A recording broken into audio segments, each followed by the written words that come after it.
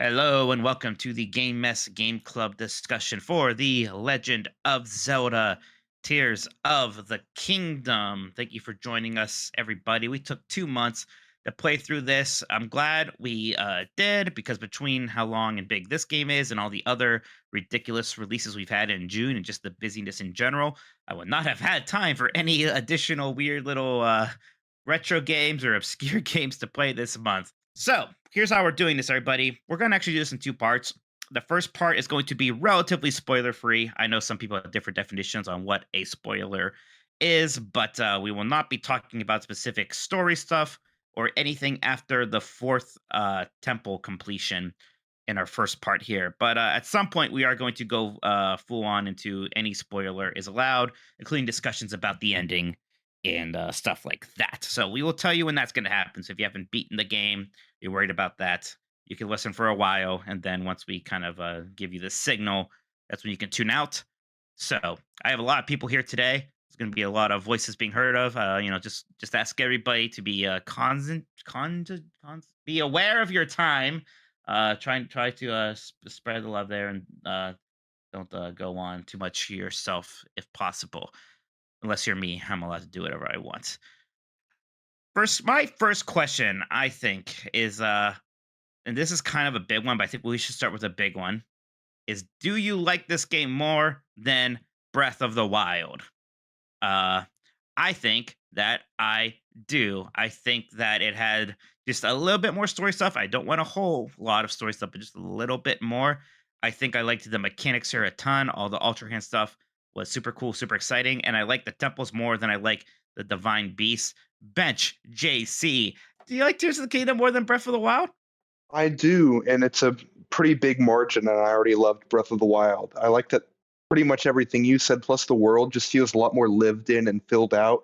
There's a lot more of the world, a lot more to explore, and it's even better than Breath of the Wild for me.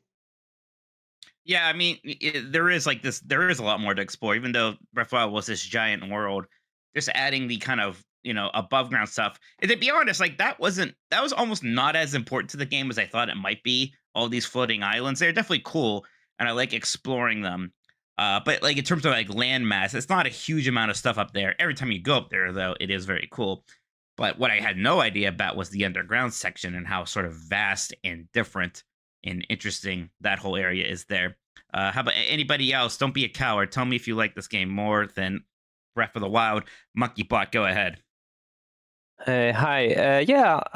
So I really like this game quite a bit more than Breath of the Wild. I think it's kind of iterative, like it builds on top of it, of course, like we all know that. But I mean, it even kind of copies the same structure pretty directly. We might talk more about that in the story part, I guess. But I think it does most of the stuff that the first game does better. And I think that Nintendo really looked at the criticisms of the first game and they tried to address it in their own way and within the same framework. So if you didn't like the previous one, you're probably not like this one. But if you liked the previous one and you found some shortcomings, I think most of those should be solved if you agree with Nintendo's decisions on the matter. Some might not be for you, perhaps, but I really liked all of the changes they did. Yeah, and it's interesting because like I like one agree with you. Like, oh, if you didn't like Breath of the Wild, I don't know why you'd like this. Yeah, I keep hearing from people who say just that they didn't like Breath of the Wild and they are really into this. Benji Bop, in part of his sort of written in response, said, simply put, Tears of the Kingdom simply clicked for me in every way Breath of the Wild didn't. Unlike its predecessor, that I always felt distant from when playing, I had never had that sucked in moment. This game hooked its claws in me in a way few games ever do, where I put all my responsibilities to the side, lose track of time, and keep saying, okay, one more thing, and then I'll go to bed. Cast Coder, what do you want to say? Yeah, I pretty much have to echo a lot of that and some of the stuff you guys were talking about a few weeks ago. It was just basically I liked Breath of the Wild, and I think over time I started to kind of drift away from it. I didn't like absolutely flat out hate it like a lot of people started to, but it's just like kind of the idea of like it's if I go back to that, it's going to be a long game. But going from that, it just felt like Breath of the Wild right now. It feels like a crawl so Tears of the Kingdom could absolutely fly, and to almost that territory of one of my favorite games of all time now. And Breath of the Wild wasn't even near that. So I think that they absolutely like took everything and they went for it and did everything they could to somehow make this game even more appealing to me, which didn't have like that, favorite all time aspect for Breath of the Wild for me. Now it's like Tears of the Kingdom definitely made it to that point, and I definitely get it now. Diogo.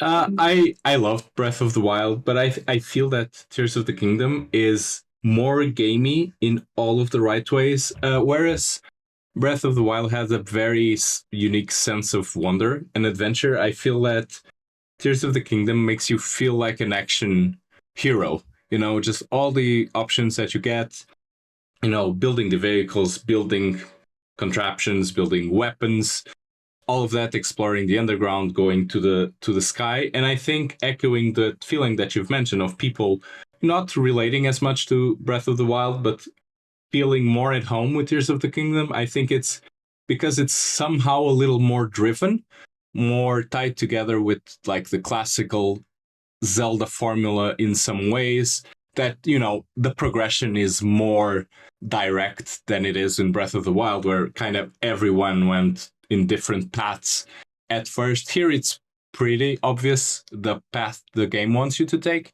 and I think that helped it in a lot of cases of people that felt a little, misguided in the last game. I didn't personally, but I think this hits that sweet spot.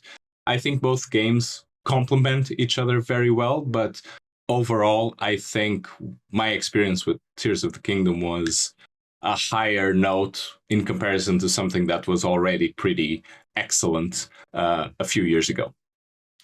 Jedi Moss, where do you fall on the Tears of the Kingdom versus Breath of the Wild issue? So I think I do agree that Tears of the Kingdom, I think moment to moment is better than Breath of the Wild. However, I do think it is pretty close. And the reason for that, I think, is, Tears of the Kingdom does in many ways feel like it is a sequel to Breath of the Wild. And I do feel like the games are linked in that sense.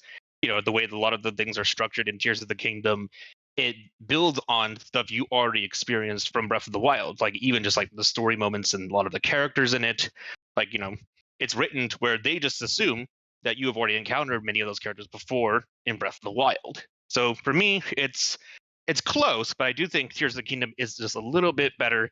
It does address a lot of the things we've talked about before in terms of what people maybe didn't like so much about Breath of the Wild.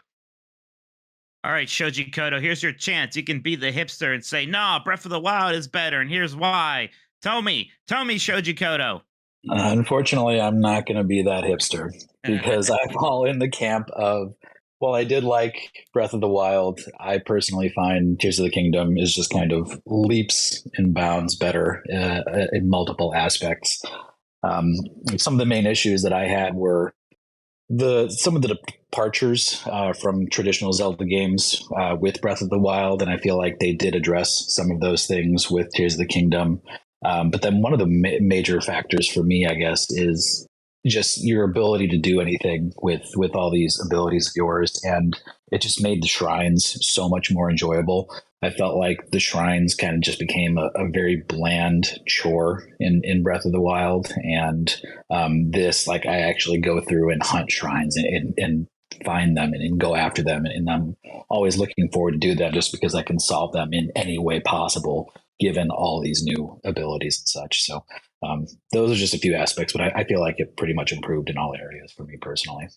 All right, Sean, if anybody's going to be a hipster, come on, man. Mr. Super Metroid is overrated. Tell me you like Breath of the Wild more. I know you do, you bastard. You tell me. I like Breath of the Wild more.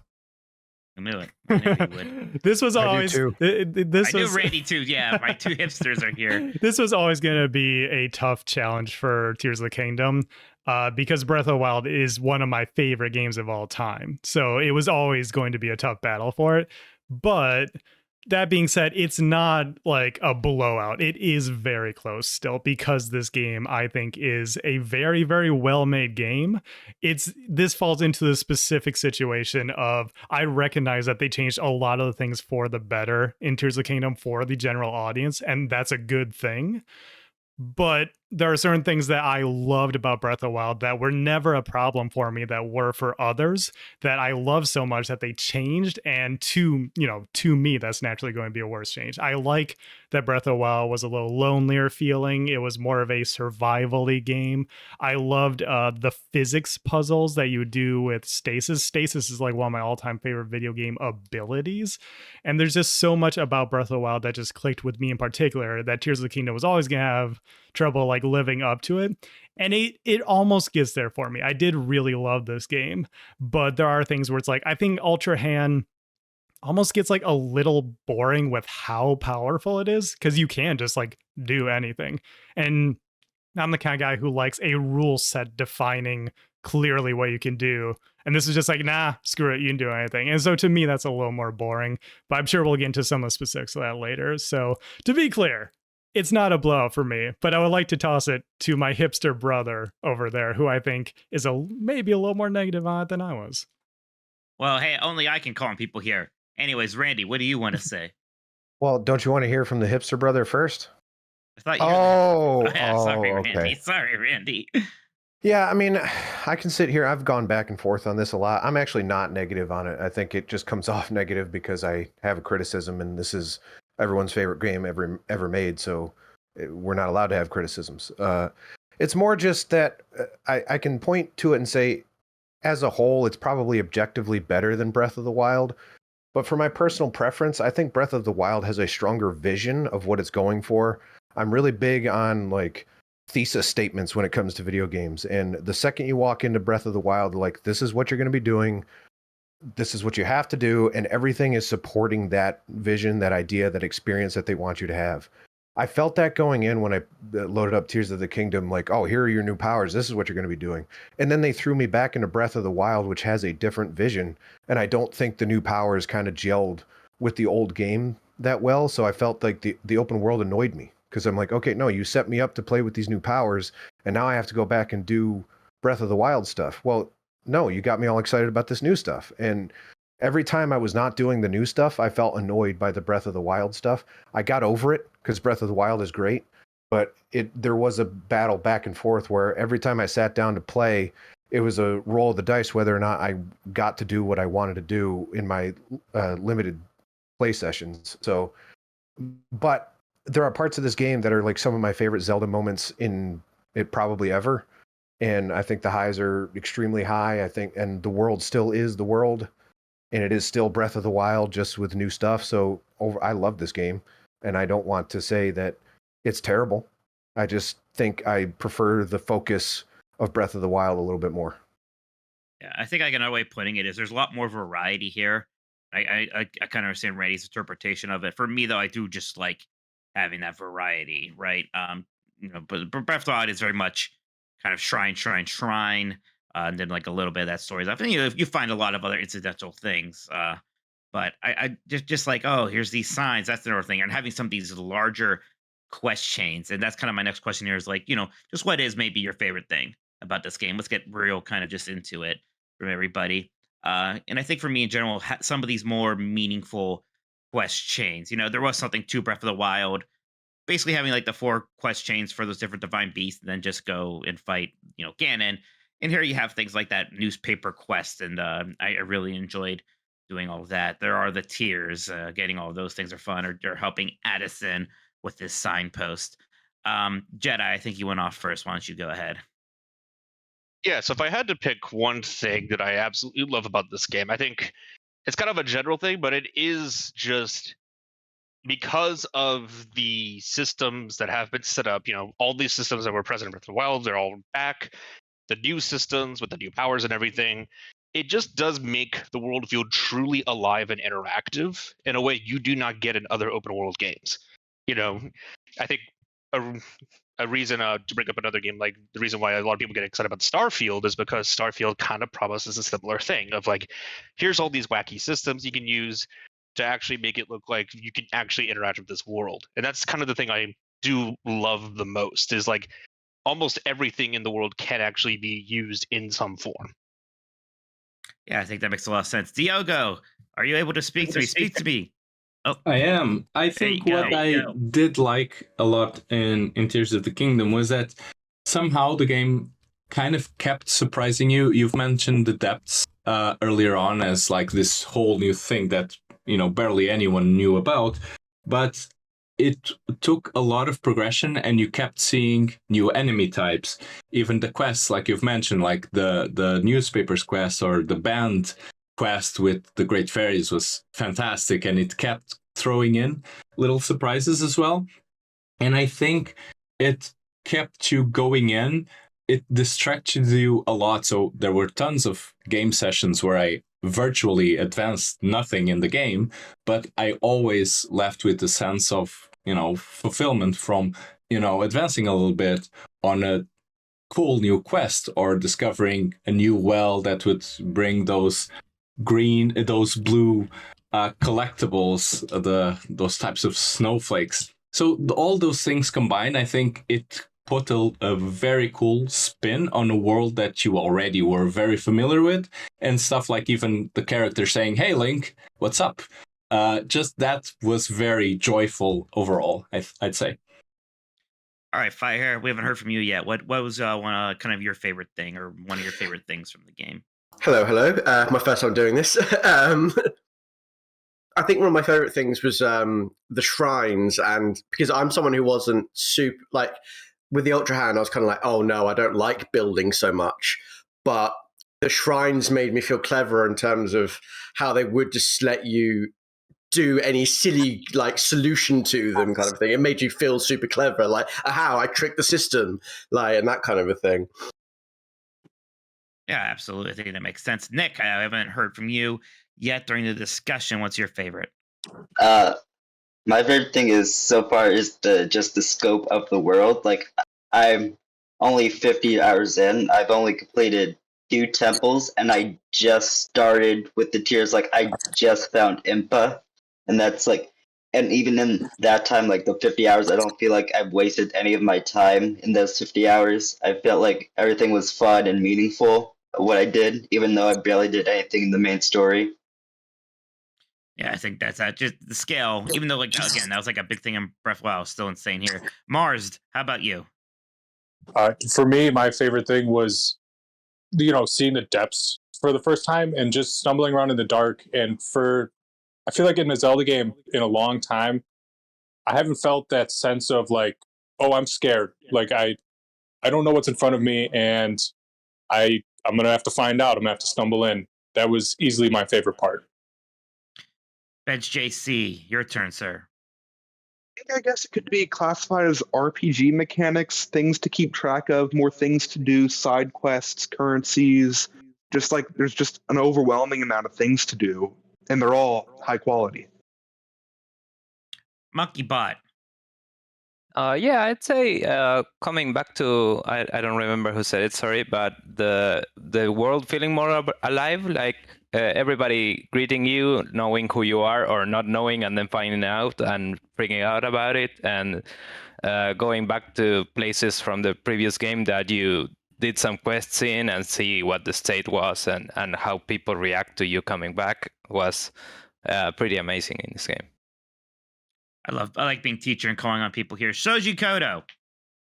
Yeah, kind of touching on what I think Diogo and then MonkeyBot were saying. I really liked how the game was just constantly kind of subverting my expectations, just being in this familiar space, like going to these places that you've been to before, and you're going to expect one thing, and either there's more population there or something that you're used to seeing previously. It's just not there anymore, and you get hit with something out of left field that you're not even expecting. So just kind of that constant subverting expectations when you're already running through this very familiar space. I liked those little experiences all throughout the world. And of course, my favorite hipster, Sean. For me, it's definitely the spectacle of this game. This game has such great set pieces in it, and some that I'll shout out once we get to the spoiler section. But that's one of the few things that I felt like Breath of the Wild was lacking in, because you would get to one of the divine beasts and you would get some cool story stuff and whatnot, but then what happens at the end? The beast stands up and it fires a laser at the castle. And it's like, well, all right, whatever. But in here, when you get to each of the temples, you get some really cool story stuff, but then you get the path to each temple is very cool. The temple itself, I'm not a huge fan of Zelda temples in the traditional sense. It's why I like the Divine Beast so much, that they're like handheld puzzles that you are like blown up to scale. I actually really dug that. But I think that the temples done here there's so much variety, and there's so much, just every single one is its own set piece, and then you get these incredible moments.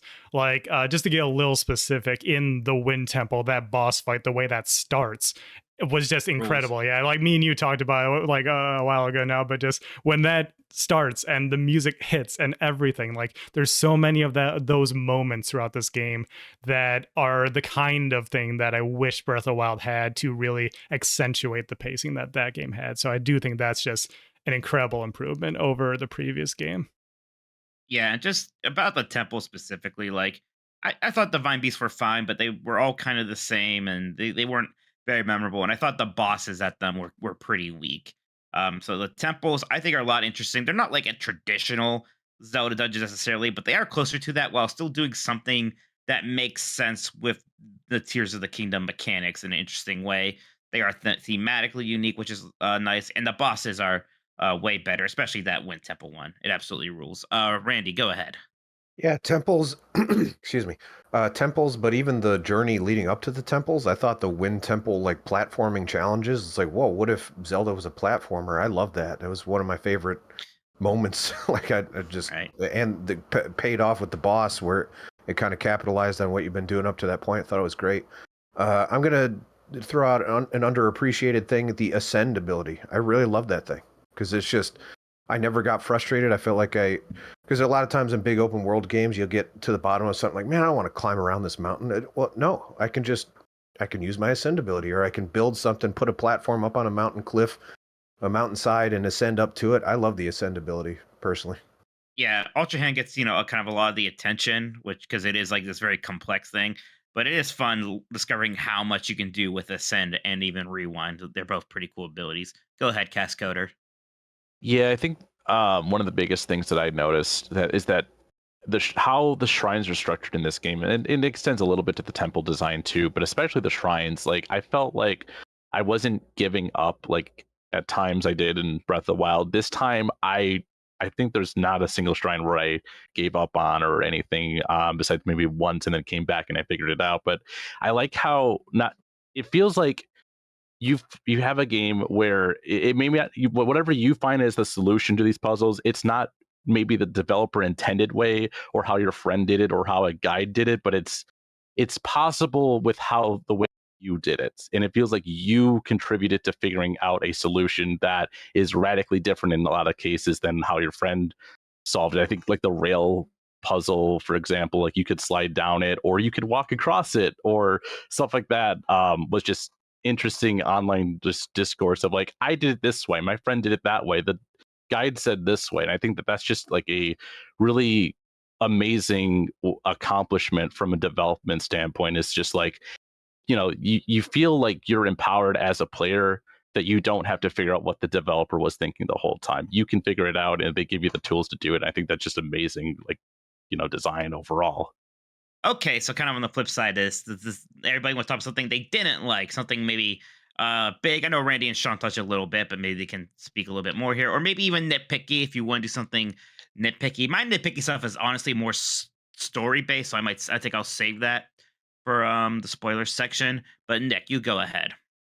Okay, so I like the fuse mechanic and Prince. Like the idea of it's pretty cool, but the way that you go around like fusing like sword to something is like very clunky.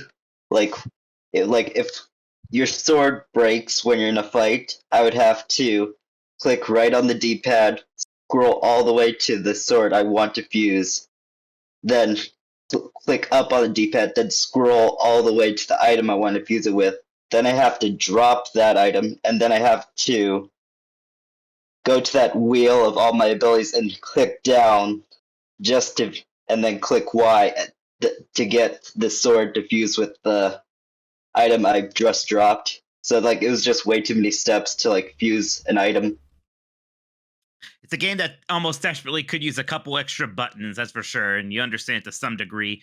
There's a lot you can do, but sometimes it feels like maybe there's some UI, UX things that could have perhaps been improved a little bit. Firehair, how about you? Yeah, so for me, it was like more of a nitpick thing. But as I said, it was always like, they'll always be like, hey, you need to cross this water. Why don't you build a boat? And I'm like, I used to have the ice block. Just can I have the ice block, please? And just let me just do like the ice block, skip across the water rather than like constantly having to build a boat or whatever in the early game. Obviously, they make it easier later, but that was just like one of those little things of just like, man, just give me the ice block back, please. Like, yeah. That's good. Yep. It kind of made me think. I don't know why, but like one small nitpick I would actually have that I could talk about now is while like Tulin and the Goron guys like friend abilities are pretty useful. The other two I barely even were using them anymore. Especially the her, what, I can't remember her name, but the lightning one. Didn't really use that much after I didn't have to use it anymore for her kind of quest chain. Diogo, go ahead. Actually, touching on what you just mentioned, I felt the way to toggle the ability of your companions was kind of clunky. Ended up not using them as often due to that. Another thing that, as a very small nitpick, is I think on the ground and on the sky, you kind of become a master of moving around through your abilities, through building stuff. And on the depths, I felt it was the only place where it kind of got a little old. Granted, it took many, many hours for that to happen, but it's always somehow hostile to move around the place. So at the end, that ended up being the place where I wanted to go the least. Chuck, 1991. How about you? Yeah, I would say that one of my nitpicks would definitely be the slip resistance. I actually never minded the rain in Breath of the Wild, and it's still not a big deal even in this game. But I think just knowing that they had, the slip resistance mechanic, I could have just been doing it wrong. But it felt like whenever I brewed some sort of elixir or food that revolved around slip resistance, it didn't work enough to seem necessary. Once you get the froggy suit, you're good to go, which is awesome. But until you get the full froggy suit, brewing slip resistant elixirs, it felt like a half measure or something. I don't know. It just didn't quite seem to actually do much. So I guess that's a little bit of a nitpick. Ben JC, how about you?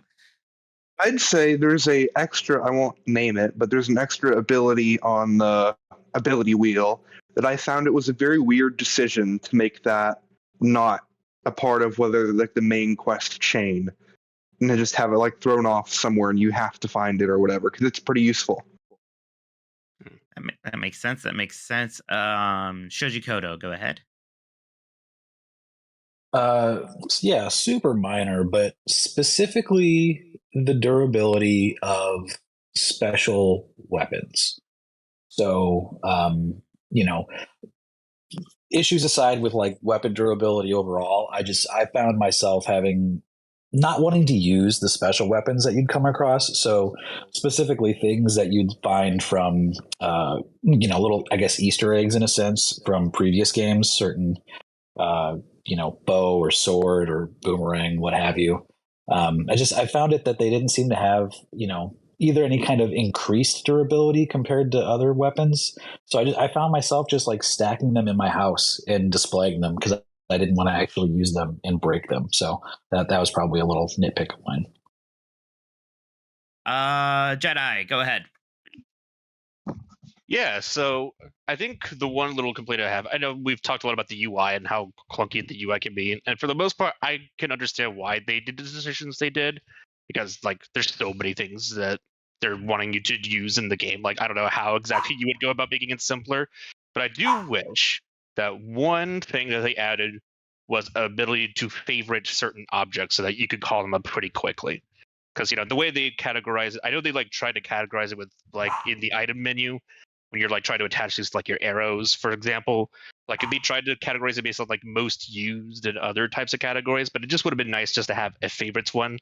That way you don't always have to like go scroll through those menus and try to find the correct category you want to use. Yeah, I think that's fair for sure. Cast Coder, go ahead. The entire process of the water temple, like just like getting to it, not the actual like temple itself, but like the fetch quest leading up to it is like like, it was annoying to do it for myself. It took me hours to figure it all out without, you know, looking at a guide or anything. And then I watched my friend do it a few weeks later, and I forgot everything. And I'm like, go over here, even though the game tells you this is your hint. You need to go over there or this position, and they need like more teleport points or something to make that one reasonable. I feel, or just like give better hints or something with that one, because that was a mess to me. That was definitely, I think, one of the longer ones. I think it was one where I might be had to look something up at some point too. Sean, go ahead. If I can just linger on that one for a second, wait, what fetch quest? You have to go. Remember, you had to go get a thing. First, you had to make an armor thing. I think he's talking about. It's like that. There's a dirty waterfall or something, and you got to clean it at some point, and you have to go find like the king of the Zora. But to do that, you have to like talk to people. There were a lot of figure out steps where in he general. is, and then yeah, there's a research team or something off to the two, and then you got to talk to his fiance. You don't sound impressed, what's Sean. going on Well, here? because I guess any of the items that you would need, I must have just already naturally had or something. Well, the one there's only one you need. Otherwise, Yeah, 'cause- a lot of it yeah. is just specific steps. I didn't have a fish, and I had to go get the fish, and I was. Oh yeah, almost a because I had the little annoyed. fish. I was like, okay, well. But Yeah, that's- otherwise, that's it's true. just I think there was more steps in this, like a bunch of random other areas as opposed to the other quests. Okay. It was less linear, I suppose you could say. Is there anything else you wanted to say, Sean? yeah. I just wanted to echo what Nick and Diogo were saying about this game is kind of control soup. Like I had to definitely stop and think about some of my button combinations at some point. That was a little annoying.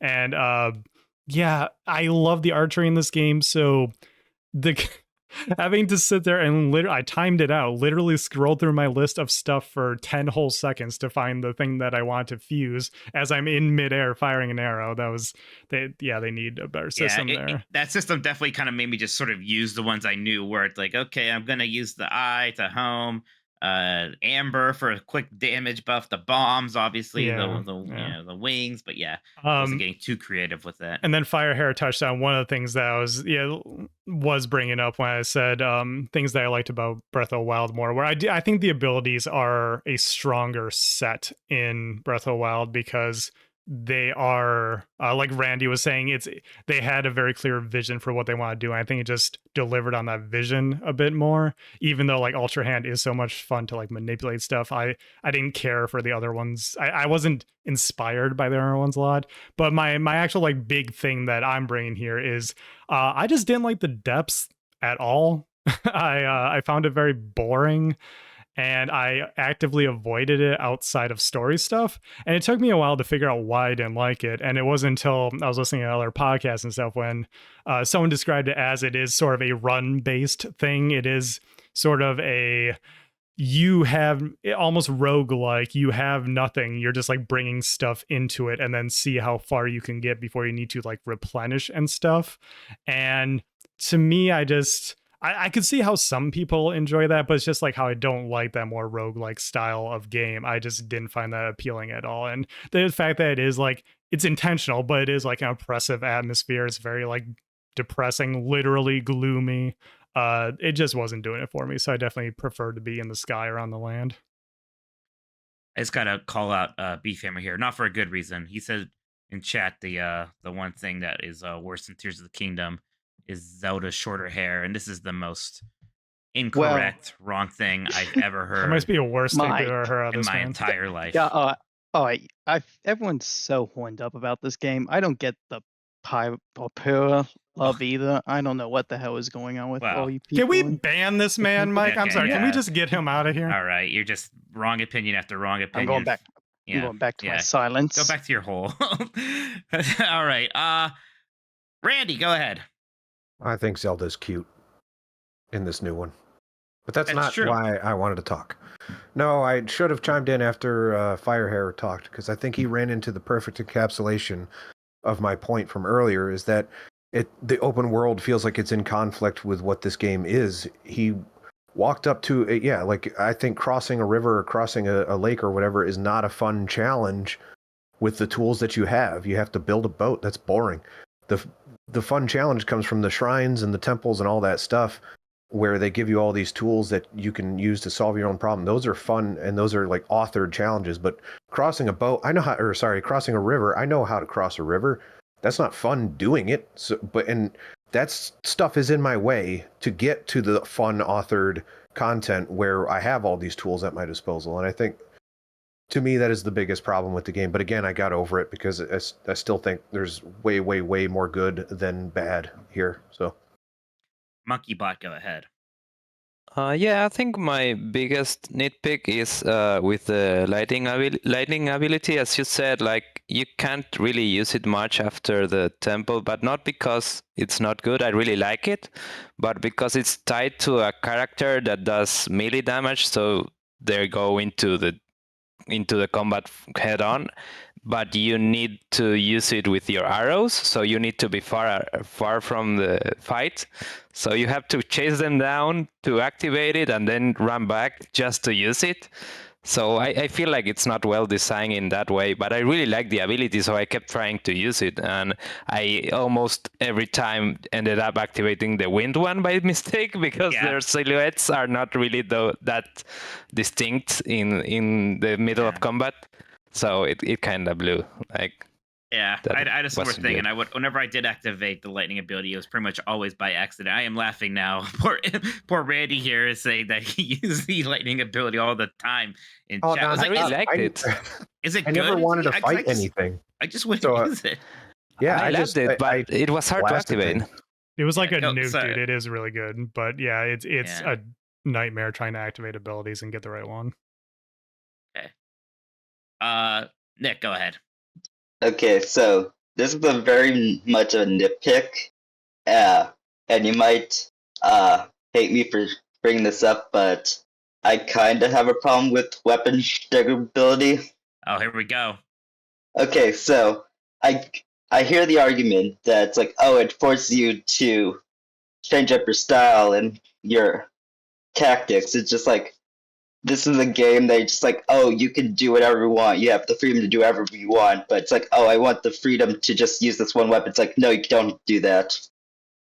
It's just like, it's weird how it's just like, oh, you have so much freedom now, but just like, no, this one part that you were in the past and other Zelda's like, no, this is your weapon. But now he's just like, I want to just use this one weapon. I want to be silly and just use a branch the whole time. It's like, no, you can't do that. It breaks right away.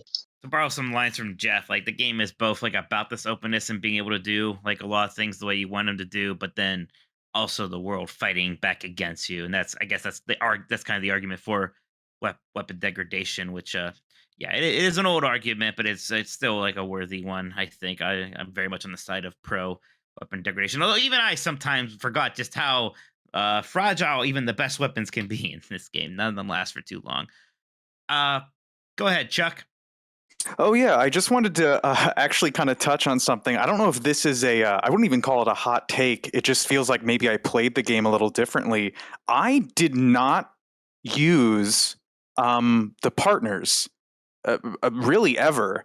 Occasionally, when I was floating to something and I'm like, oh man, I might not make it, I would get is it Lurin, the little Rito fella out to give me a boost.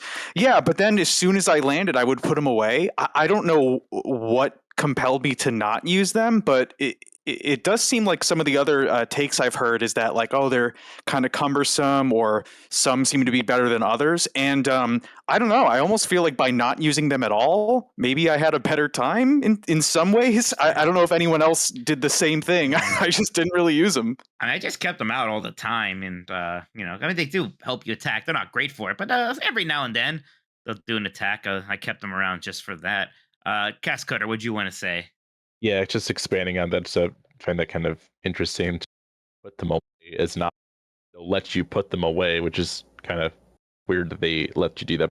I think color coding them needed to have been a thing, because like they just get in your way when I want the Goron and the Rito's in my way, and it's like just make the Rito never appear, or just make it fly at all times and never get away, because he does nothing except like assist me all the time. Just make him fly above you, and you never have to push A on him because he's useless unless you're in the air. Then like give like the lightning one a button, like just rework this so I don't have to like physically go up to them, talk to them to make them do their thing. It just felt like it was the most annoying thing when you need lightning. And I guess you could put them away, sure, but it feels like you're losing attack DPS. So it's like, how do I win here exactly, without like making this the most cumbersome thing? Not to be an armchair developer here, but I think maybe if like hold down L and R, and then you get just like a wheel come up with the 4 of them, and you select them, and then then you can push A again to actually use their The Final ability, Fantasy right? 14 on controller thing. Something. There you go. Yeah, something like that. Nick, go ahead. Yeah, I think I found it more annoying. Like sometimes if I just wanted to talk to someone, I accidentally press A, and one of my companions right nearby, so I activate their ability. Yeah. I didn't, but that's just more like a small annoyance thing, but an actual problem. So okay, so far with Ultra Hand, which is the main ability here, we've mostly heard disparaging of it from a couple people. But no, that's all good and fair. But I do want to hear from others about what they thought of Ultra Hand, how they used it, what they liked about it, maybe didn't like about it. I thought it was a really fun mechanic. I loved using it in this very like I was always trying to get the most out of it by doing the least I could. I was not building giant mechs or something. I would just like connect 2 logs together in just the perfect way that suddenly I can kind of climb up them and get to where I need it to be. Once I discovered the hover bike thing, I was like, yeah, here we go. This is just 3 things, and now I can fly wherever I want. So that's what I really liked about it is, yeah, you can be ridiculous with it. Oh, Randy, I'm not picking on you, I swear. But yeah, it's really fun. Okay, MonkeyBot, how about you? Yeah, I think I did almost the same as you. Like, I really like doing the optimal build, not like trying to do something really impressive, but to say, hey, what can I do with the parts I have here, and how can that get me to my destination or whatever? And I think it made me approach it like a puzzle. So I really like that. Sometimes I tried to say, hey, what if I build like a vehicle or like a tank or whatever, but it was a bit too much work for that.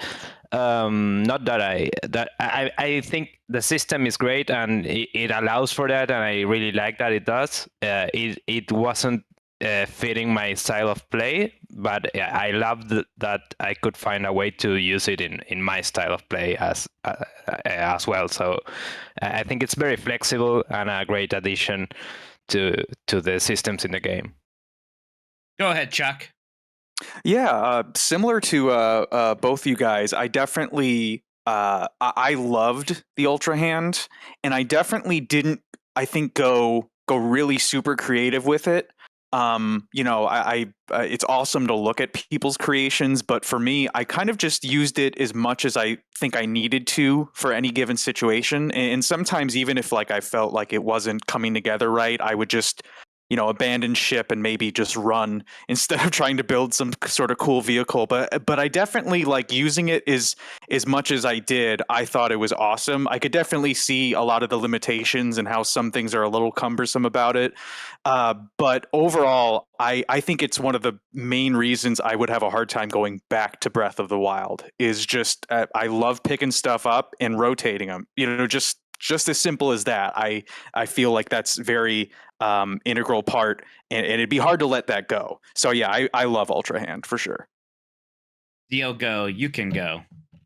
So my first impression with Ultra Hand was like, okay, this feels a little clumsy, hard to get used to it, but I was surprised at how easy it was to get very comfortable with it. I think as time progressed, I was more prone to find out the simpler or sometimes the stupidest solution to things, like building a truck made of logs when you had to transport logs across the map. And I think when I went really crazy with the builds was to help out Addison, actually. I did create some very elaborate structures just to keep that sign up. Firehair, go ahead. I just said this in the Twitch chat, but yeah, one thing I do like about Ultron is like the goop effect. When you stick things together, it's really great visualization. Like as you're building to go, oh, it's going to stick here, or like and just the sound effect and everything. That stuff's always really satisfying. Randy, I know I mischaracterized you earlier by pairing you with the devilish Turbo Sean as an Ultra Hand hater. Excuse me, you may now speak for yourself. Yeah, I don't know. I feel defeated now. No, sorry, Randy. No. It's I loved Ultra Hand. It's I didn't build vehicles or elaborate, contraptions like a lot of people, but as a tool set or as a tool to use other tools, I thought it was awesome. Like you give me a piece of wood with a stick attached to it that can stick into the wall for some reason, and then you give me another one and I'm climbing up anything I want, and that's awesome. And hey, if I make a really long piece of wood, I can go anywhere I want. That's awesome. If I can, use pieces of metal to cover lava or what, all these different things, and I can do that on the fly, I think that's great. And some of my favorite moments were when they gave I think the fire temple, there was a fire temple, right? That was the Goron one, right? Yes, sir. Okay. Where they gave you, there was one of the collectibles that you had to get near the end that I really couldn't figure out how to get up there, and I just concocted some weird way to get up there, and it didn't feel like I was supposed to do it that way. And especially that I found the solution after I got up there, like, oh yeah, that was probably what I was supposed to do. And when those moments happen, it's great. It's like, yeah, I did something that they didn't expect me to do. They probably did because they're smarter than me. But I personally loved it. It was a lot of fun. And as a set of tools, I liked it. I don't think it jives well with the open world. I still to this day don't. I rarely used it when I was out in the open world personally. Sean, the hater, you may continue. Sorry, Sean. Before we get to me, I think we might have figured out the tech issues on Dr. Suss's side. If they would like to try to get one in there quick. Yeah, sorry about the noise. It's just I'm out in the real world and I didn't want to open my mic and make more noise. So I actually have the opposite opinion about the Ultra Hand. I think especially as a sequel to Breath of the Wild, I think it jives incredibly well with the open world. In Breath of the Wild, the climbing mechanic together with the flying mechanic that you had with the paraglider basically made you feel like you can go anywhere. It only depended on you. It only depended on your stamina. Well, with Ultra Hand, I think that is elevated, and it's perfect for a sequel because you don't want to climb the same places that you climbed before. Maybe you can just create a big ass structure and shoot yourself up to a place, and then you can reach whatever you wanted to reach. You're not as dependent on your stamina, and that opens up the world a lot more. And I'm not even talking about the mechs and the machines of destruction that are being created and shared online. And when you pair that with the Ascend feature, I think it makes for a way that you interact with the world that is completely different than what we saw with Breath of the Wild. And that makes it incredibly refreshing. The way that you look at the map is now different because before you looked at the map and say, I can climb there. And if I get up there, I'll just float back down or go to a new area. And now that you have Ultra Hand, then you can build anything, especially a hover bike, and you have Ascend to get to places that you didn't go before. Now, even if you don't have a lot of stamina, you can basically get to anywhere, and you're looking at the map differently because you can exploit that. So if there's any kind of flat surface on the ceiling, you're now looking up. The verticality is not just far away. The verticality is immediately above you. Any kind of flat surface, you can just shoot up. And if there isn't one, you can create one. You can just build a flat surface for you to climb upon. And that opens up the map in a way that you look at it completely different than you did before. So even if you analyze it as just this particular game, it might not have worked. I understand your point of view. But if you think about it as a sequel, it's kind of a perfect way to take the same map and force people to look at it in a completely different way. So I loved it. I mean, I kind of have no notes about it. Cool. Jedi Moss, go ahead. JK, Turbo Sean, back to Oh, you. there we go. Oh, all right. Oh, Jedi sorry. Monster's here. Got it. You're good. Sorry. But what I love about Ultra Hit is how even someone who's like I'm not a creative person at all. Like that's just not the type of thing I usually gravitate towards. So the fact that I was able to successfully build quite a few things with the Ultra Hand, someone who has zero like aptitude towards any of that. The fact that I was still able to have a lot of fun with that, I think, is really really shows how well put together that system is, to where they can even make it for an idiot like me that could use it pretty well. All right, Sean, what do you have to say for yourself? Okay, so what I do like about the Ultra Hand building, because I am kind of just in the same boat as Randy, where I didn't like it as much in the open world, which is why I didn't love it. But I did genuinely like it when it came to when it was used to expand on the physics and chemistry system of Breath of the Wild, which is part of what I love about that game. And so in the shrines is why I found it the most useful, because I just don't like building in games. I'm not that kind of creative person. Like, You're I'm big nuts and bolts hater, right? yeah, notoriously hating on that game. I'm the kind of guy who like played Mario Maker for 100 hours and never built a level. I'm that kind of player. So with this game, what I did like though is when you would just attach things in a way that would trigger things in like a Rube Goldberg fashion to solve the puzzles in the shrines, or you would. I'm just thinking of like there was one that I did towards the end of the game where there's gears turning and you need to like hit a lever, and so you can attach like a wooden plank to it to create a elongated gear that will like hit the switch. But there's also other ways you can do it. I think doing stuff like that, or using like a tile and like placing that say above your head to prevent fire from coming down on you, that's the kind of things that I thought Ultra Hand was really good for. The way that you could use the physics and chemistry that were already there in a different way. It's kind of what Sus was getting at there. We're like looking at what was already there in Breath of the Wild in a different way. And I think that's where this game does succeed as a sequel. So I do think, even if I'm a little down on Ultra Hand, I do think it's a very good ability overall, and does let you be creative in an interesting way.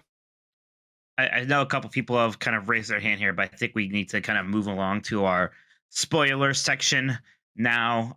This is going to be an opportunity for us to talk about some of the end game stuff and other story stuff, or just whatever you're thinking of. But I do want to let people know who are trying to avoid spoilers about the end of the game, things past Temple 4, or specific story stuff. We are now discussing those things. Everything is now out there and available for discussion. So spoiler talk is starting right now. Randy, what do you want to spoil the most? The Spirit Temple is a really good example of the proper use of Ultra Hand. I loved that thing, solving the puzzles there. And a bad example is the lead up to Ganondorf, where you never use Ultra Hand at all. So I feel like those are two like contrasting, really good examples. The Spirit Temple felt like a decent final exam of everything you've been taught up to that point, and then Ganondorf's just like, no, just run through the gloom, I guess. I don't know. That is interesting. I even did think about that a bit, how it almost felt like the Spirit Temple was the Ultra Hand final exam. And then I almost kind of had this complaint too about Breath of the Wild, how like the very like even kind of the end of that, none of it was very much about the game's core systems. A little bit of that was here, especially in terms of Ultra Hand. You did not use Ultra Hand in like the final boss in some like clever, creative way. Like you don't have that moment like in say A Link Between Worlds, right? Where the whole like kind of gimmick, the big mechanic is going into the wall, and then the final boss in that game just does the most interesting thing with that specific mechanic, and it's really cool. I said that though, I still really like the final sequence here. I think that these final bosses were much better than the ones we had in Breath of the Wild, including the final one. I don't know why I'm still jumping around again. This is full spoilers. Hope you beat the game, people. Like the dragon stuff at the end was really cool looking. It wasn't necessarily very difficult or like super mechanically complex, but it was really cool. And it was mechanically complex the way they were able to kind of design the Zelda dragon to catch you perfectly every time. And that was just like a big wow cap to the whole thing that I thought Breath of the Wild was really missing. So I really appreciated the kind of expanded effort there. Go ahead, Diogo. So on the final sequence, I thought it was amazing. I was really not expecting anything that was there. I was able to not get spoiled to that point. And I think from the point of the Ganondorf battle up until the dragons, it was just really cool. Some moments like with Ganondorf's health bar keeping going off screen, that was awesome to see. Like, wasn't expecting it at all. Ganondorf using the dodge that you'd pull with your enemies, and also with the dragons. Once the blood moon appears at the very end, and that whole set piece with the QTE, I guess, with delivering the final blow, then reaching out for Zelda in the final sequence, that was very, very memorable, to the point where, like, the day after I beat the game, I went to do it again because I never spammed the screenshot button as much as during that final sequence. I thought it was a very high point for the entire franchise. It was very cool.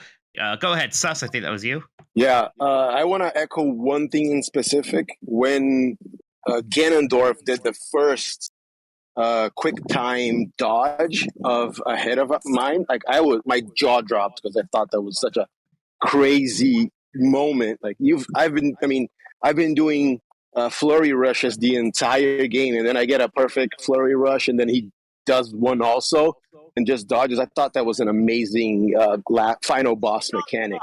And I think the final sequence with the Zelda the dragon, Ganondorf the dragon, begs the question about the other three dragons for me. Like, the first thing I thought when I started seeing, like, okay, everything is a dragon.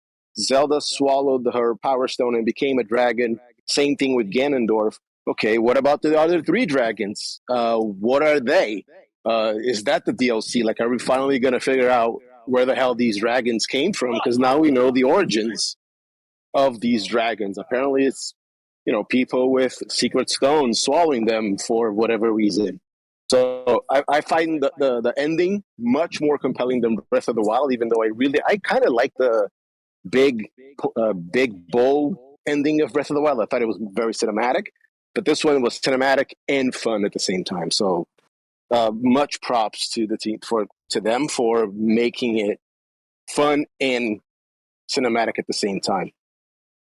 Go ahead, Monkey Bot. You can talk about any spoilery thing you want to. Sure. So regarding the dragons, actually in the game they're called like the goddesses in Ocarina, I think. So it does reframe those pretty greatly when you see all this. So I also thought the same. Like, it's interesting to think about that. I think the story in this game is much better told than the previous game, but it does conflict a bit with the openness of the game. There are some places where, people have complained about running into the tiers in different order and all that. I don't care much about the order because the content is so good. But I do think that you can miss stuff, and it is a very tailored experience when you talk about the story in particular. I think the ending is great for all the reasons that everybody has said, but I do have a problem with all the cinematics at the end of each temple, because it's fucking the same cinematic each time, and they tell you the exact same thing, and they could have used it to just give you different points of view and do something interesting. And the only place where they actually try is in the Spirit Temple, and it's much better for it, but all the rest are exactly the same, and I hate it. And I'm glad you brought that up, because that did actually drive me crazy. Like, all four of those, it's like the same. And I get like okay, because any of these could be your first one. I get it, but how did they not have like a backup if this isn't your first one? That was you can totally make that better. And the last thing I'll say about this is that I have never felt like Link needed to talk more than at those moments, because I was like, bitch, I already know this. Like, stop that. Yeah. Like, tell me something else. I don't know. I hated that. I really loved all the story, and the final encounter was great because it did some of the things that most of the best bosses in games does, like the ending of Metal Gear Solid 3, where the enemy has your same abilities, and it's awesome. And that's the best thing you could have. Yeah. So that's it. Good. Always be Corgi. Go ahead. So I will say that probably everyone has the same, like the Master Sword Zelda Dragon sequence, the memories that actually, while I was completing that, elicited a gasp, like a legitimate like out of me, like about halfway through as I realized where it was going, and then I just thought that everything about that storyline was really well, to me, it was very well told, and I just saw this train wreck coming. And then actually, at a certain point, I actually went back and I watched the opening of the game again, and they show you pretty much everything. They show you right at the beginning, like as you're about to dive off one of the first islands, they have Link find me, and then that light dragon appears out of the sky, and I was just like, wow, they really tell you. Oh man, I didn't realize it was that telegraphed. Yeah, and like even when they go back to the caverns and they're showing you the pastiche, it's like, oh, actually, that stuff that was blocked behind some rocks, they literally lay out the story for you. So I thought that was really incredible. It is fun uncovering those rocks when you go back later. Firehair, go ahead. Yeah, I was just going to echo what Corgi said originally. Yeah, just like I was curious from Breath of the Wild, like, oh, how are they going to do the Master Sword and Tears of the Kingdom? Like, how are they going to like one up it kind of a thing? And they really did. Like, I've loved that scene totally. But this is a random like little story thing, but it was very funny to me. Obviously, from Breath of the Wild, everyone loved like Link and Sidon's relationship, and a lot of people shipped them in a way. And I found it very funny in Tears of the Kingdom. They're like, "Oh, Sidon's got a fiance now." Like, I'd have been like, "No, Link and Sidon can't be in that kind of relationship." He has a fiance and maybe a questionable voice. Let's go to Bench JC next. They gave us a freaking mech, and that's pretty cool. Yeah, I found that pretty cool. And then that was a big surprise. That one was not spoiled for me. I was like, oh, well, the whole idea that there was like a fifth temple and a fifth buddy and all that stuff was like a big surprise.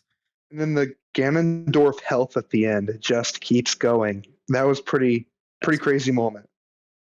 That was really fun. I did like that also. Go ahead, Cascoder.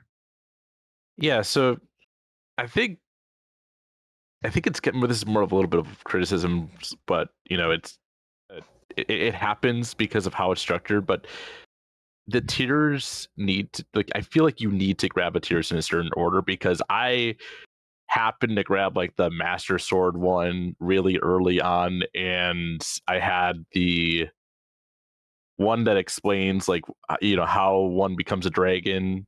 And I think I already got the Master Sword at that point. So I think I got the Master Sword first, and then I did the tiers after in like sequence back to back, because I didn't complete the first tiers quest, so I didn't have that available to me for a very long time until after all 4 dungeons. So it's like I had a really weird routing through this game. So I feel like having that, like a lot of sequences felt like they were out of order. I kind of wish that you could, if you got a tier, it would always play tier number 1, then 2, 3, 4, no matter which one you grabbed, rather than like, here's this one because you went to this area, and here's the ending of it all of a sudden. And it's like, well, okay, let's just spoil the ending right away. It just kind of felt like it was kind of, I wasn't sure what I had to grab, and I kind of went off in an order, and it kind of ruined that whole thing for me. But it was still a sad story, and it explains the title very well when you actually piece it all together. And I thought that was really cool, that it's like literally in your face, even from the first direct. Like, you kind of saw Zelda the whole time. She was right there, just as a dragon. So yeah, there's the whole kind of like the sequence of those tier sequences.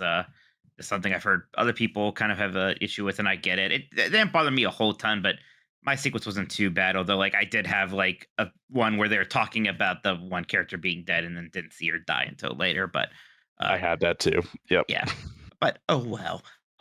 Chuck, 1991, which may or may not be your birth year. Go ahead. I'll never tell. So I actually will. I also got the Master Sword memory, which is the one that I think it's the last one, or it's something where Zelda's like, I know what I must do, and it's like, oh okay, well, I think I know what she must do. That was the first one I got. So can I make a very yes. awful joke? Yes. Zelda swallows. Ooh. All right, so this whole discussion is not going up, right? We're just going to delete this. It's just for us. Cool. The socks are off now. But yes. So as much as I will say though, even though that kind of early for me let me know like, oh, they are going to do this, there was still kind of like a disbelief the whole time. It really felt the thing that kind of kept popping in my mind was how un-Nintendo like. And that's always a good feeling for me, being someone that's always, loved Nintendo games and growing up with Nintendo games. Sometimes they'll do things that feel like not safe. And sure, in the end, I was kind of hoping that Zelda actually wouldn't come back because, like she just had to stay a dragon and it was just sad forever. Because, that means... No, I'm the one who gets booed. No, I you know what I mean? Like, I thought, like, man, they should just go all the way and we don't get her You're probably back. somebody who wished that Wally stayed an emotionless dead robot at the end of Wally. Listen, we'll save that for the Wally spoiler discussion. But no, I mean, I get it.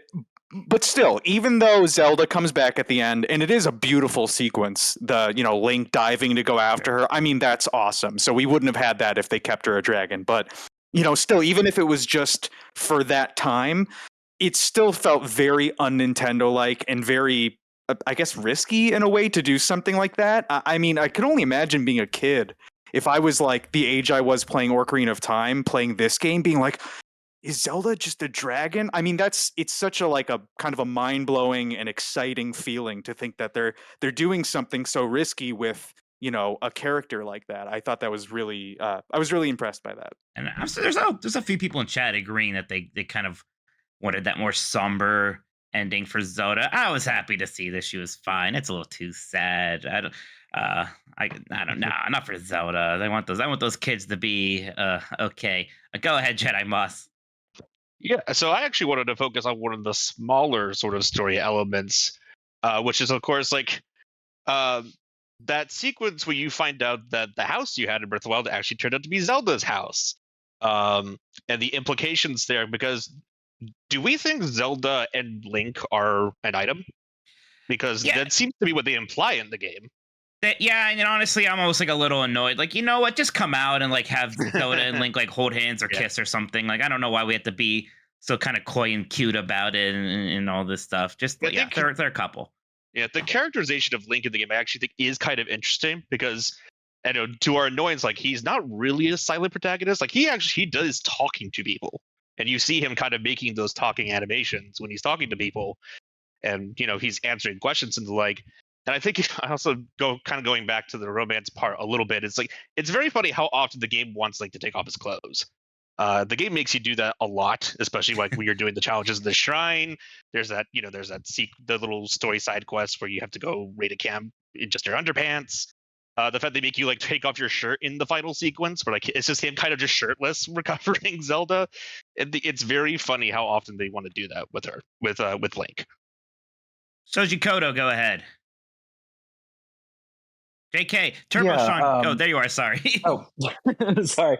I just wanted to kind of talk about the Terrytown aspect. I really liked following that plot line through because that was one of the longer quests in Breath of the Wild. So to kind of see, and this I guess isn't really too spoilery, but it's really cool to see. You help Bolson and I forget his wife's name, but they have the kid and like she's kind of a child, like kind of grown a little bit and going off to Gerudo to do the whole vote thing for a while. So it was really interesting to kind of see where that was and then go on another long quest to kind of help her on her journey to get to Gerudo town. So I just thought that whole quest line, seeing that through from the first game to now this game, that was really interesting. In general, it was fun kind of seeing areas and characters from before and seeing what they're up to now. Go ahead, Sean. Mike, can I get you to say I enjoyed the happy ending? I want those kids to be all right again, please. I like the happy ending. I want those kids to be okay. Fuck them kids. All right. I think it would have been the most metal thing ever if they just let Zelda be a dragon and let her sacrifice mean something. But no, they had to her sacrifice beast. Oh, she got to be a dragon for like whatever. Oh, come on. It was cool. And the best part, come on, the final dive to get Zelda is so freaking cool. It is a very, very good moment, but I just think it's like Chuck basically summed it up for me already, but I just think, yeah, it's always cool when Nintendo does something so un-Nintendo, and it would have been like a fucking statement if they were just like, no, our Zelda is a dragon. She's still in the game, but she's not Princess Zelda anymore. Is the legend of this Zelda and her tears in this kingdom, you know? It would have been really cool. It starts getting to the point like, man, this character already suffers a ton. Like everything she went through in Breath of the Wild. Also, I think she sacrificed without having to wasn't such a freaking bad knight. She wouldn't have, but you know, we. Oh wow. Well, okay. Well, then that's why we had to go on this 100-hour long quest to make things right. Listen, we wouldn't have had 100 years of suffering. Okay, we're getting into a direction. We're getting off. What I actually want to talk about is that that moment of her becoming a dragon is like one of my just favorite things ever. That was so cool because I was like, oh, the part where she swallows. Jesus. I didn't think this is gonna sound even worse. I didn't think she was gonna do it, but yes, she did swallow. Who knew? No, like I didn't think that she was going to, like, you know, sacrifice herself. I was like, okay, no, they're gonna find some other way around this, right? Surely they're not gonna. And then no, like, and it looks like a very like painful sequence and everything, and like, but that wasn't enough suffering though. She should have fucking died too. She lives as a dragon. Oh, fuck you. But I did. It's like a terrible. She cries the whole time. Well, I had kind of a Phoenix Down moment there where I was like, oh, dragon's tears, because she's the fucking dragon crying. Oh, like, yes. Yeah, and like I alluded to, Tears of the Kingdom. There's Zelda's tears. Oh, I think that's very clever. But I forgot who said it, but it's sort of like my last major problem is that as much as I like the extra story, I do think it's handled poorly in a lot of regards. And I think this might have been what you were getting at earlier, Mike, but it just feels like this game has a bit of identity crisis between wanting to be more linear, but also wanting to give you way more freedom than ever before. And they just clash in very bad ways. Like, if the game tells you exactly where to go for, at the very least, the first two dungeons, I don't think they actually tell you water and lightning temples are next, unless I miss something. But you just naturally figured out. Right. Yeah, you just figured out, oh, I go clockwise around the map. Got it. Cool. But if they tell you explicitly where to go, just let the player do things out of order when it comes to the main story. And then if you get something out of order when you like finish the temple, well, hey, that's on you for doing things out of order.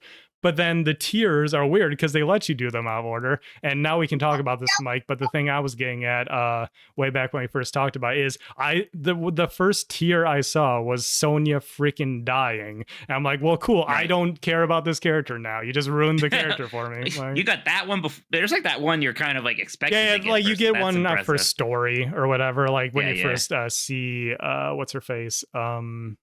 Impa, and so like they introduce you as Sonya, but then the next one I got, because I went the other direction just for heck of it, I was like, oh well, damn. So I think they could just bun the story up a little bit more. My complaints with story were actually more pedantic and nerdy than that. Even like I found it weird that they never drew a link between Ganondorf and Calamity Ganon, and there actually isn't one for all intents and purposes, even though, like, you know, Calamity Ganon, Ganondorf, like, not to be like stuck on the timelines thing, because at this point it seems pretty clear this is just a completely new timeline that's completely detached from the other ones. Because of this, the one thing that was always true was that the Ganondorf like storyline was fair. Like, it was always the same Ganon/Ganondorf, and now we had a completely new origin for Ganondorf that completely clashes with his origin from Ocarina of Time, right? So this is, for the first time, a new Ganondorf or a parallel Ganondorf, and I kind of want to know more about that because I am a stupid Nerd. I want to read some of the write-ins here, everybody, and then I'm going to give everybody kind of a chance to really, in like a sentence or two, give me final thoughts here because we are kind of coming up on time. But Screaming Madden sort of said here, I beat Tears of the Kingdom last week after putting in over 115 hours, and not only is this my favorite Zelda title, but it's emerged as one of my all-time favorite games. I love Link's moveset as I used abilities such as Ultra Hand to build pod racers and other vehicles, as well as use Ascend whenever I saw a nearby cliff under me or to get out of a cave. All the regional phenomenon were so much fun to tackle, as each one had Link work with the sages, each temple having unique puzzles and the great boss fights. The side quests and adventures were also solid, as the standouts to me were the Lucky Gazette quest featuring NPC of the Year pen. I agree. Fighting Master Koga in the chasm with his vehicles and his sick theme song, and the Lurelin quest line where it goes from clearing the village from Bakalin pirates to rebuilding Lurelin itself. Plus, man, oh man, that finale was incredible. Makes me wonder how every other Zelda ended, because let me tell you, the final moments and ending were better than Minish Caps. Oh, and I said on Nintendogs that I cooked some of the food from Breath of the Wild Tears of the Kingdom, and on Tuesday I cooked a Tears of the Kingdom specific food, a cheesy omelet. Ooh, I have pictures blurred in the general game club thread of my omelet and the game's omelet if you want to see. When you cook food from a game you love, you know it's an all-timer. I read from Bop earlier, but he brought up some of his favorite story bits here. He said, I thought the storytelling via memories was much better executed and more interesting this time around. Dragon Zelda being cheeky and appears in the title drops cutscene. 5D chess move, I loved it. The puppet Zelda you keep chasing early on and confront the castle gave me major Halo 3 Cortana vibes, and I thought that was well done. And yeah, the whole final 2-3 hours is peak video games. Arguably my favorite final act in a video game ever. Just so well done. Raised the stakes in a realistic way, given the rules the story already established. Loved it so much. This game really had it all. Then Higher Sword said, since I couldn't properly join the chat, I'll try and get some thoughts down here. As someone who beat Breath of the Wild multiple times, including on a PC with mods, gasp. It's amazing how much better this game is than the original. The amount of detail with the characters, noticing the rain or other weather effects, as well as the details in the environment, outclasses a lot of other big games. I do think the game stumbles a bit with its story and how it repeats itself in cutscenes a bunch, after Temple ones especially. Yeah, there's that complaint again. But even so, it improves on the story aspects as well. I was also surprised how smooth it felt after playing Breath of the Wild on a PC with 74 frames per second. I didn't think I could go back to 30 FPS, but I honestly didn't notice it. Though there's more I could definitely say about this game, I'll just end with saying that it's my new favorite game of all time, just barely beating out Elden Ring for me. All right, everybody, give me your kind of final thoughts here in just a couple of sentences. They're not too long. Got a lot of people to get through here, but always be Corgi. You may go first. Love the game. I got addicted to it just like the first one. I just want to give a shout out to the side quests. I really love like the fairy fountain. The musicality of that stuff was great. And join the Game Mess Discord where you can talk about your favorite side quests, like mine, where an entire town ended up looking at an orcs or a goblins G-string. Fantastic. Chuck, go ahead. Yeah, to sum up why I love this game, in Breath of the Wild, there was a character named Mimos that was lonely and sitting at a broken heart-shaped pond, and he never found love. And in Tears of the Kingdom, hundreds of hours in, I go up to the Yiga clan hideout, and there's someone trying to get in, trying to join the Yiga clan because they want to impress the ladies, and that was Mimos. And that's why I love this game. Persistent storytelling. I love it. Diogo. Yeah, I think, Zelda is pretty much my favorite franchise of games. There's so many of those that I really love. And I think Tears of the Kingdom has solidified as my favorite Zelda game. And most likely my favorite game of all time. I think it left a really good impression. And every time I think about it, I want to go back to it. So there's it. Monkey Bot, go ahead. I think this game is amazing, and I also think that for replicating that structure that the first one had, that I mentioned at the beginning of the podcast, it does kind of override it in some ways. Like a friend said that it devalued the previous game for him, and I kind of tend to agree in some ways because it has the same memory system, the same gather your champions system and all that, but it does so in a better way. And I know that not everyone will agree with that, but I find it really odd that this game sometimes recognizes that the calamity happened and sometimes doesn't care at all about the previous game. And it seems like they overrode the story with this one. And I agree with what you said, Mike, about Ganon and Calamity Ganon.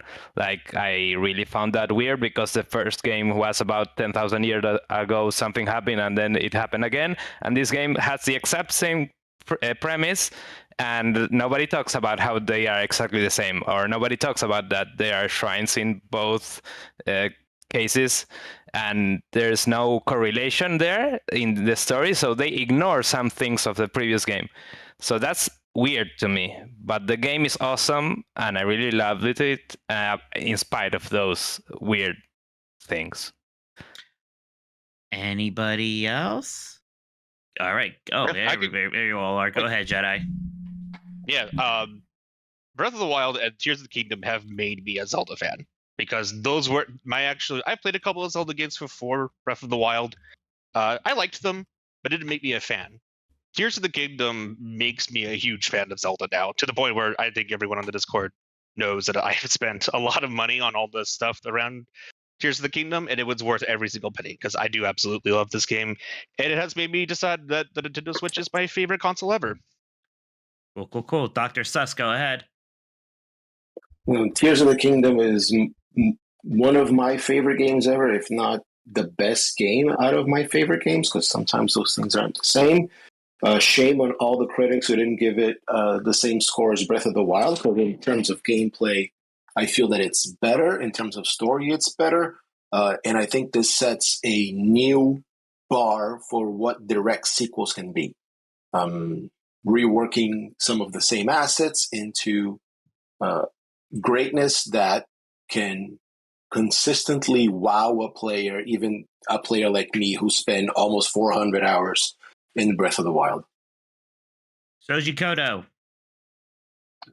Yeah, I really love this game. I want to echo kind of how I felt with Breath of the Wild in saying, like, I don't know how they can kind of top this. I really don't know how they can top Tears of the Kingdom now. Like, I just don't know. So again, it's an amazing game, and hopefully they come up with something insane for the next one. Brandy, go ahead. Contrary to popular belief, I do love this game, even though I think it has a lack of focus that bothers me more than most. As someone that did not get to comment on the story, I'm also kind of surprised to hear how much people really liked the story in this game. B. Faber, go ahead. Well, now I feel the odd one out, because I didn't talk much just because I weirdly don't have many strong feelings about this game. But what I will say is, what I'm happy about this and Breath of the Wild is, I think it was pretty clear inspiration for Elden Ring, which is what I actually really like the concept of. I'm glad that's more of an real RPG than this will. I think Grub describes it as an immersive sim. So I'm at least happy that I like the concepts, but I would have just like it more in RPG, so still happy it exists. Sean! Why do you say it like that? Accusatory. I think that this is a fantastic game, and I did really enjoy my time with it. And I do think that's a masterpiece. 10 out of 10, which, friendly reminder, does not mean perfect. It means masterpiece under most grading scales. And I think this and Breath of the Wild are both masterpieces. And I know a lot of people say that this is just the better version. It replaces Breath of the Wild. I think that they're like two different flavors of the same concept. This one generally does improve upon most things.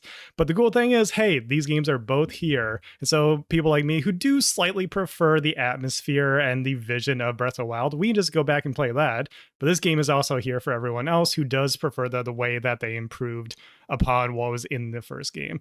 And I think that if there was a third game in this style, which I hope there's at least one in this style, that there's obvious things they could do in terms of just buttoning up the story a little bit more, improving some things in terms of quality of life and everything, and then just give us a different story with like different temples. You know, they can come up with something random, and I hope they do, because this one was a hell of a lot of fun, and I would love to play some more of this style.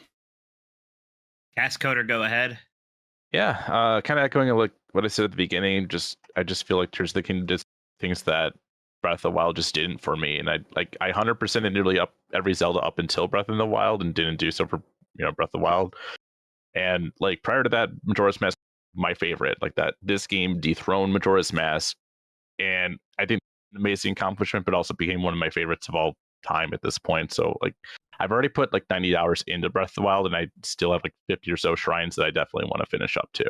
So I just want to keep going with this, even though I feel like I accomplished so much within this game. There's just so much I didn't do, like a lot of side quests and stuff like that too. But it's amazing that I just, still want to go back after being in it for so long. Anybody else? Last call. And if not, all right. Yeah. I think, I think this was a good talk. It definitely was an incredible game. I liked it more Breath of the Wild.